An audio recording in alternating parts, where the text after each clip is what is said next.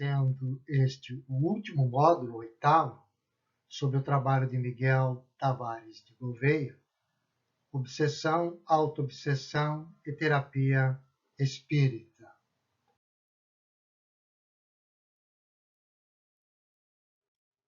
Neste módulo, nós vamos ver a orientação, no qual alguns autores colocam como uma terapia. Na realidade, é uma terapia dentro da doutrina esta orientação. É uma orientação no qual a doutrina espírita realiza para todos aqueles que buscam o atendimento fraterno.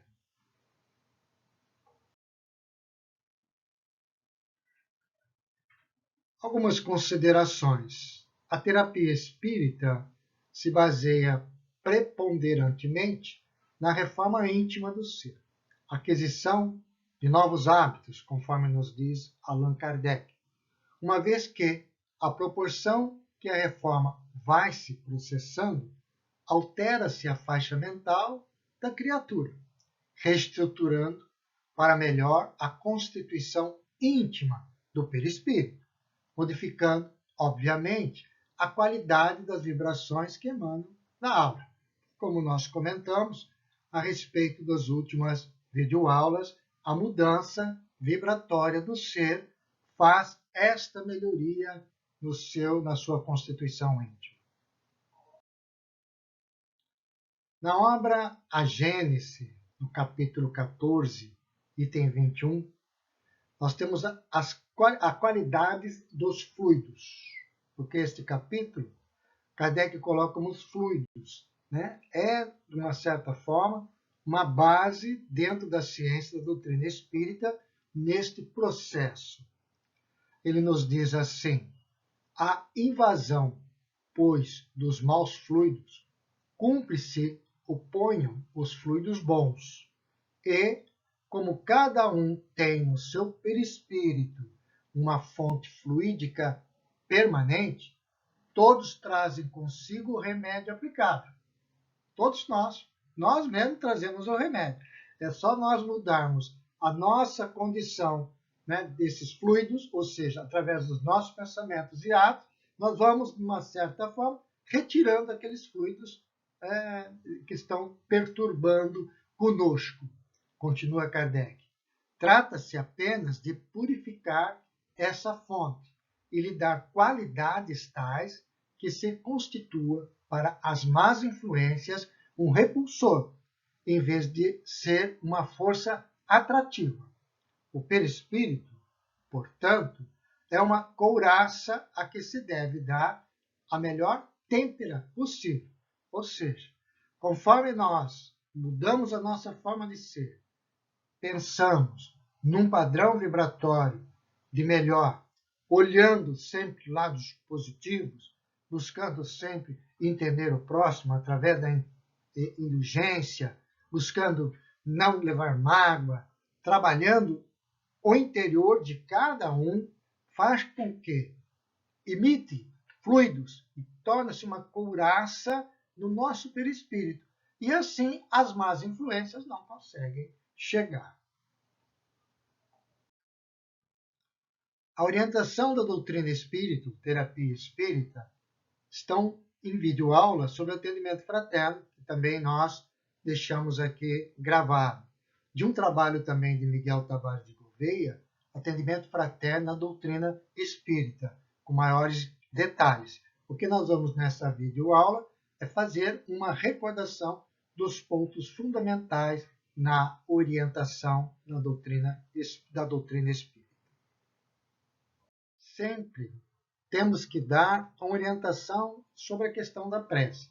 Não é nós colocamos aqui numa ordem didática, mas não é nessa ordem que o atendente vai colocar. É dentro do contexto que vai estar sendo a conversação. Mas o hábito da prece é sempre importante reafirmar em todos os atendimentos. A prece é em tudo um poderoso auxílio.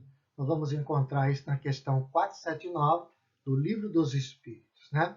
E na Revista Espírita, setembro de 1865, Kardec faz um comentário a respeito da prece, num artigo da Mediunidade Curadora, que ele vem nos dizendo assim: a prece, que é um pensamento, quando é fervorosa, ardente e feita com fé, produz o efeito de uma magnetização, não só chamando o concurso dos bons espíritos, mas dirigindo sobre um doente uma corrente fluídica salutar. Então ele se alonga, né? Se coloca, fica aqui a nossa observação para a leitura sobre a respeito da mediunidade curadora, no qual ele trata a respeito da questão da prece, da oração. No Evangelho segundo o Espiritismo, no seu capítulo 27 e 28, Kardec também nos traz com muita propriedade a questão pedi e obtereis, no qual Jesus nos informa através dos evangelistas. Nos diz Miguel na apostila: incentivar o hábito da prece, incentivar sempre o hábito da prece. E não orar apenas nos momentos de crises. Porque num clima de agitação, né, medo, desespero, problemática, eis que nessa circunstância a impulsão mental é, na maioria das vezes, fraca e apagada, não sintonizando com os planos espirituais elevados, muito menos alcançando os núcleos espirituais captadores de rogativas. Então é importante que o ser tenha este hábito constante, porque no momento de crise ele vai pedir, sem dúvida nenhuma, ele vai pedir, mas ele já está envolvido neste hábito da prece. Uma obra de Roque Jacinto, né, chamado Passe Passista, ele vem nos colocando: o passe nem sempre é uma oração. As pessoas vão à casa espírita buscando passe, ele vem falando, nem sempre é uma oração. Mas a oração, porém, é sempre um passe, um autopasse. Então, um autopasse não é nós chacoalharmos a mão, nossa cabeça, não. Um autopasse é nós colocarmos numa posição de contato com a divindade, de prece. Aí sim nós estamos abrindo os nossos núcleos, né, para poder receber estes fluidos. E, na realidade, esta oração passa a ser um passe para nós. Na obra Após a Tempestade, do espírito Joana de Ângeles, psicografia de Divaldo Pereira Franco, ela vem nos colocando no capítulo 17. O cultivo da prece, a conversação edificante, o exercício da meditação e da reflexão, as ações nobilitantes, o labor pelo próximo, conseguem fortalecer o homem com energias específicas, forrando-o das agressões físicas como espirituais, propiciatórias das distonias múltiplas, promotora das doenças mentais e obsessivas que tanto o infelicitam. Então, é propício, né? Faz parte da nossa questão de saúde física e mental, vamos colocar assim, a nossa momento de prece, o nosso momento edificante, o nosso momento de meditação, né? As nossas ações, né, caritativas, o labor pelo próximo, entender o exercício, realizar esse exercício de benevolência, né, e realizar o exercício de perdão. É um exercício que nós realizamos. Tudo isso vai propiciar, né, de uma certa forma, o fortalecimento do ser, das suas resistências a respeito desses assuntos fluídicos que podem estar chegando conosco com baixa vibração. Uma outra orientação que faz parte da doutrina espírita é incentivar a pessoa a frequentar as reuniões públicas, presencial. Ficamos aí um período sem estar presencial, mas é muito importante incentivar o retorno às reuniões presenciais da Casa Espírita. Por quê? Essa frequência assídua a essas reuniões, né, traz os benefícios decorrentes de uma reunião pública, não se circunscreve apenas ao encarnado, mas se estende a muitos desencarnados que para a reunião são encaminhados. Ou seja, se a pessoa tem uma certa influenciação, procura casa espírita, atendimento fraterno, a frequência dela, aquelas reuniões, vão dando oportunidade também de ajudar aquelas entidades, aqueles nossos irmãos e irmãs que estão ali ligados, que estão ali acompanhando aquela pessoa. Hoje nós conhecemos as tecnologias, sem dúvida nenhuma, de transmissão de palestras, todos online, estudo, mas é nesses casos específicos, né, é fundamental a frequência casa espírita, o retorno da frequência casa espírita. Se nós tivermos um hábito salutar dentro do nosso lar, daquele momento, daquela nossa reunião, da reunião pública, no qual nós não podemos comparecer à casa espírita, de nós postarmos numa posição como nós estivéssemos na casa espírita, colocarmos a frequência, colocarmos a transmissão da palestra via sistemas e participarmos ali durante 50, 40, 50 minutos, sem interrupção, prestando atenção, coisa rara em casa, coisa rara, preste atenção, que é alguém que chama, é o telefone, faz plim, é a água, e assim sucessivamente, interrompe o nosso contato com aquilo que nós estamos ali buscando. É ficar andando pela casa com o telefone celular na mão, escutando? Não está escutando, não está. É diferente de um processo dentro da casa espírita, onde nós nos postamos numa atitude específica e ali nós somos ajudados. Na obra Nos Domínios da Mediunidade, capítulo 4, Ante o Serviço, o Espírito André Luiz vem nos colocando esta obra, psicografia de Francisco Cândido Xavier. Os expositores da boa palavra podem ser comparados a técnicos eletricistas, desligando tomadas mentais através dos princípios libertadores que distribuem na esfera do pensamento.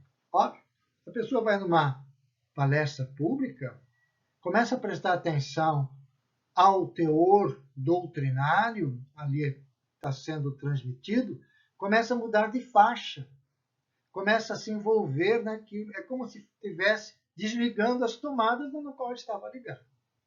Se deixam renovar pelas ideias salvadoras, expressas na palavra dos que vinculam o ensinamento doutrinário. Então vai se deixando, né? Vai se envolvendo, e aí se expressa, vai se envolvendo, novas ideias vão surgindo até dentro da própria reunião, soluções da problemática, porque sai daquela faixa que estava e muda de outro tipo de faixa mental.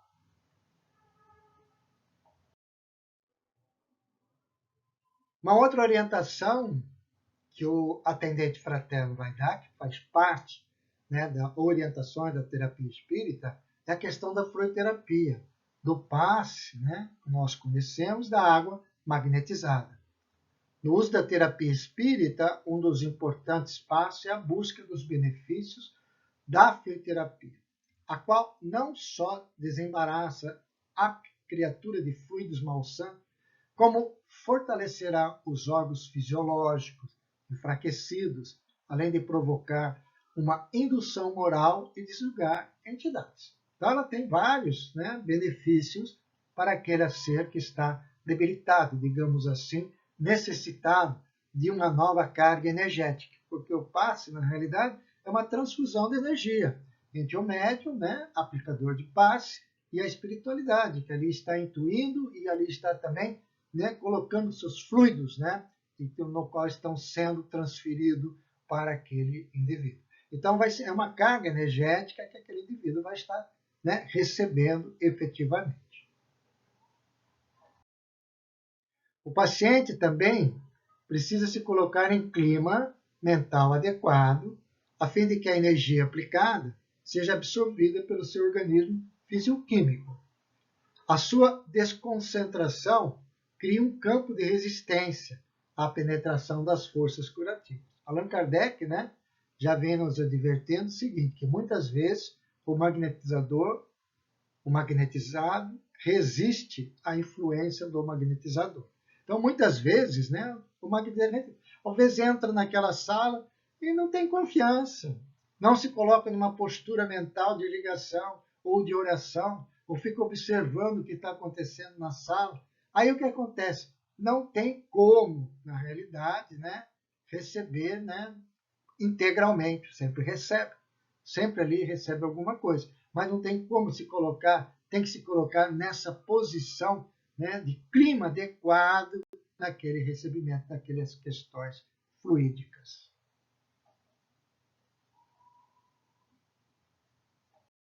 Vamos enfatizar que quais são os principais efeitos do passe, né?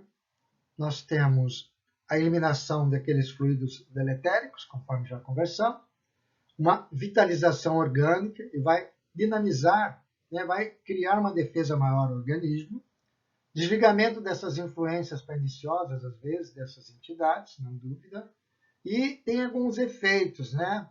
Ele pode ser calmante, pode ser revigorante, estimulante, etc. Então, passo, dependendo de cada um, ele vai ter um efeito naquele momento, desde que o paciente se coloca também nesta posição, né, de que está ali recebendo as questões fluídicas. Uma outra orientação, né, dentro da doutrina espírita é uma leitura edificante, né, para quem tem está passando por algumas problemáticas, seja ela obsessiva ou não. A leitura edificante sempre muda o nosso padrão mental, né? O espírito Manuel Filomeno de Miranda, né, vai enfatizar na obra Tramas do Destino, capítulo 11, que a leitura nobre é a terapêutica inicial. Então, quando a pessoa encontra-se num momento de grande dificuldade, quando ela pega um livro para leitura nobre, edificante, ela vai mudando o seu padrão vibratório. Tem certas dificuldades, né? A gente sabe disso, né? Primeiro é a falta de hábito da leitura, falta de hábito da leitura nova, principalmente hoje, né? Que estamos aí diminuindo as letras, né? Colocando em abreviadas, mandando zap de áudio, então vai se perdendo esses contatos, mas o hábito da leitura é muito importante, né? Mas as pessoas, quando buscam a casa e têm esta orientação, pode ter esta dificuldade. Segundo, pode ser uma interferência espiritual inferior, atuando na ocasião da leitura, criando obstáculos de várias espécies, tais como sonolência. A pessoa pega um livro, meia página já está relaxando, né? Desinteresse, nunca tem aquele interesse para ler. O livro fica lá em cima da mesa há dias e dias, ele passa, qualquer dia eu leio, mas não tem interesse. Lembrança insistentes de assuntos materiais, começa a ler, começa a lembrar que tem que pagar a conta, tem que fazer isso, né? O pensamento voa, né? Porque não está focado com interesse naquele exercício. Ou mesmo certo mal-estar. Tem muitas pessoas até que relatam que começa a ler, começa a sentir mal-estar, tonteira, zonzeira, aí já pensa que é o óculos, que é isso. Não, é falta de hábito, que pode ser até algumas interferências. Mas é bom sempre procurar também, quando acontece isso, um profissional de saúde para ver se realmente não é algum problema, né, na área da visão. Mas a leitura edificante muda a nossa faixa mental. Isso que é importante, a orientação que nós damos sempre sobre a leitura edificante. Começa com um livro, né, de uma certa forma, de interesse. Pode até, já recomendamos, até muito interessante, livros, e hoje nós temos muitos livros, né, infantis de histórias que são cativantes.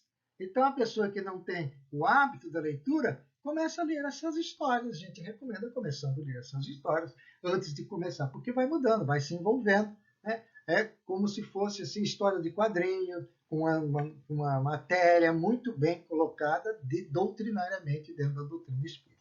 Então, tem vários recursos para que possa ser orientado, né? E as casas espíritas sempre têm uma larga biblioteca para poder emprestar os livros àqueles que não podem adquiri-los. Então, fica aí nossa colocação a respeito desta orientação muito importante sobre esta leitura edificante. Falta esforço e vontade, né? Conforme nos diz a respeito na obra Tramas do Destino, a terapia da verdade. Essa leitura, convenientemente, desse modo, insistência, perseverança, leiam-se pequenos textos, façam-se acompanhar as leituras de subsequente reflexão da parte examinada, tente-se a memorização, a anotação como exercício gráfico, através do que se não conceda, porém, à mente a ociosidade, nem a escusa de nada conseguir neste capítulo, nos diz o Espírito Manuel Filomeno de Miranda, nesta obra Tramas do Destino. Então, é muito importante, né, a insistência. A gente deu o primeiro passo, mas essa insistência, eu leio, não consigo gravar nada. Então eu começo a escrever, leio um parágrafo por vez, pega texto curto, pega textos evangélicos, né, de explicações. Se eu leio e não consigo entender, repita o assunto, tenta memorizar, leia, feche. Isso tudo é um início, é um processo de mudança para nós criarmos um hábito da leitura edificante. Uma outra observação, né, uma outra orientação, mais aí a respeito do próprio orientador, né, do atendente fraterno, é o convívio em ambientes sadios à influência do meio. Né? Porque, às vezes, a pessoa busca efetivamente uma melhoria, mas continua frequentando ambientes com certos tipos de influência. Então, como o pensamento atua sobre o fluido cósmico, operando fenômenos de variadas espécies, né? Quando se pensa, a mente emite um impulso energético, como se fossem flechas ou arremessos de pedrinhas que provocam agitação no fluido cósmico, gerando uma ondulação de forma de vibrações. Então, nós pensamos, geramos uma vibração. Quando nós falamos, estamos gerando uma vibração transmitida pelo ar. E o nosso pensamento é transmitido pelo fluido cósmico. Então, esses pensamentos efetivamente vão estar no ambiente. Nós já vimos isso em videoaulas anteriores, porque os pensamentos persistentes, né, sobretudo as fixações, vão criando formas de pensamento, ou ideoplastias, né? Ideias plásticas nossas, ficam em torno de nós, na nossa aura, duradouras, cuja espécie e qualidades podem gerar criações fluídicas agradáveis e salutares, como desagradáveis e malsantes. Os ambientes, portanto, ficam impregnados dessas vibrações e das ideoplastias resultantes das emissões mentais dos encarnados e até dos desencarnados que estão na mesma faixa daquele ambiente, constituindo o que Allan Kardec denominou de atmosfera fluídico-espiritual, a que alguns benfeitores espirituais designam de psicosfera, ou seja, é o nosso ambiente. Ele está impregnado daquelas pessoas que ali circulam com aquela forma de pensamento.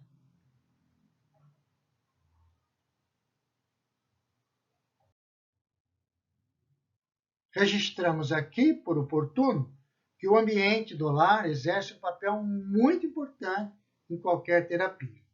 Os tarefeiros do atendimento fraterno devem instruir os familiares a esse respeito, pois a absorção dos fluidos malsantes, resultante de um lar desequilibrado, só irá piorar o estado do atendido, como no caso das questões de obsessão. Então é muito importante essa orientação. É muito importante que também que a pessoa que procura a casa espírita mude os seus hábitos de frequência. Se a pessoa está acostumada a frequentar determinados tipos de ambientes, né? Ali que tem baixo padrão vibratório, ela tem que mudar. Nessa forma de tratamento, ela tem que fazer uma mudança de hábito. E na casa, na residência, tomar cuidado a respeito dos filmes que se passam, mesmo que a pessoa não esteja assistindo, porque a vibração do pensamento da pessoa que está vendo aquela imagem, quando tem aquele impacto, ela vibra no seu pensamento, ela convive com aquele filme e ela gera essas formas de pensamento que vão ficando no lar.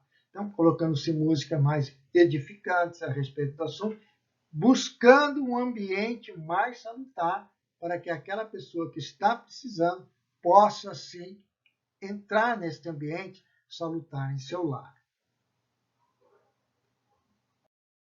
Uma outra orientação dentro da doutrina espírita é o trabalho, né? Trabalho caritativo. benfeitores espirituais enfatizam que o homem é indubitavelmente um ser ativo, nós somos ativos. Né? Há o trabalho comum, necessário, a nossa sobrevivência, né, obrigação, ligada à luta pela vida, que podemos nomear de mero trabalho de ação, o qual edifica e transforma o ambiente, sem dúvida nenhuma. Porém, devemos ter em conta o trabalho de serviço altruísta, né, caritativo, que, dentre outros benefícios, modifica o homem.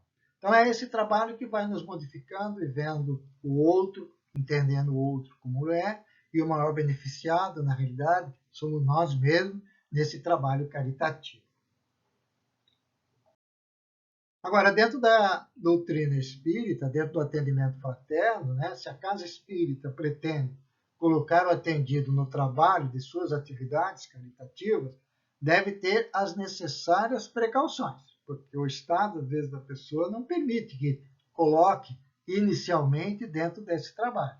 Sobretudo na fase inicial do tratamento, quando a pessoa está chegando, quando os fatores de desequilíbrio estão mais acentuados e a conscientização muito precária, a fim de não criar certos problemas no setor para o qual foi encaminhado.